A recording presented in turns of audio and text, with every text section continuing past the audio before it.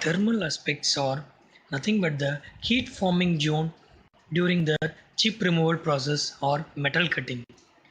In that mainly shear zone, chip tool interface region, tool work interface region are the heat forming regions.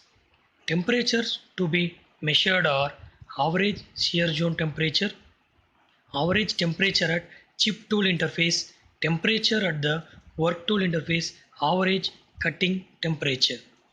The necessity of cutting temperature is to evaluate for the assessment of machinability in terms of cutting force, temperature, and the tool life, the design and selection of cutting tools, proper selection and application of cutting fluids. The methods of measuring cutting tool temperatures are calorimetric method, decolorizing agent, tool work thermocouple. Cutting tool materials. While selecting the cutting tool materials, the following factor should be considered. They are the volume of production, tool design, physical and chemical properties of work material, rigidity and condition of machine. The properties of cutting tool material should be hardness, wear resistant, toughness, low friction, and the cost of the tool. Classification of cutting tool materials.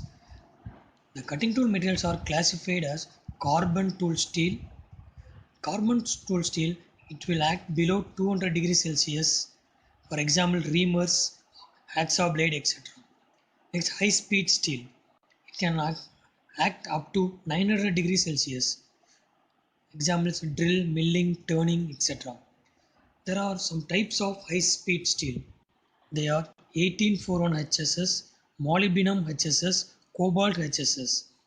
Next, cemented carbon, which act up to 1000 degrees Celsius, and the ceramics, which withstand up to 1700 degrees Celsius.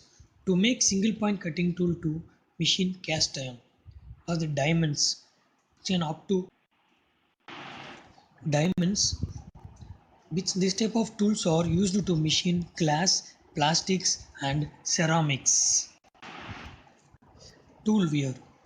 Wear means the gradual failure of cutting tool due to regular operations. The mechanics of tool wears are attrition, diffusion. The attrition are due to the low cutting speed, discontinuous contact, build-up edge form, etc. Diffusion. Diffusion of metals and carbon atoms from the tool surface. These are depends upon metallurgical properties of tool and work. Surface finished are based on cutting speed, feed, and depth of cut. About tool life. Tool life generally indicates the amount of satisfactory performance or otherwise the cutting point till it declared failures. The volume of metal removed per grain, number of workpiece machined per grain, time unit are the sum of the way of expressing the tool life. The factors affecting tool lives are cutting speed, feed and depth of cut, tool geometry, tool material, cutting fluid, workpiece material, rigidity of work tool and machine. Next, you will see cutting fluids. The main aim of application of cutting fluids is to improve the machinability through reduction of cutting forces and temperature.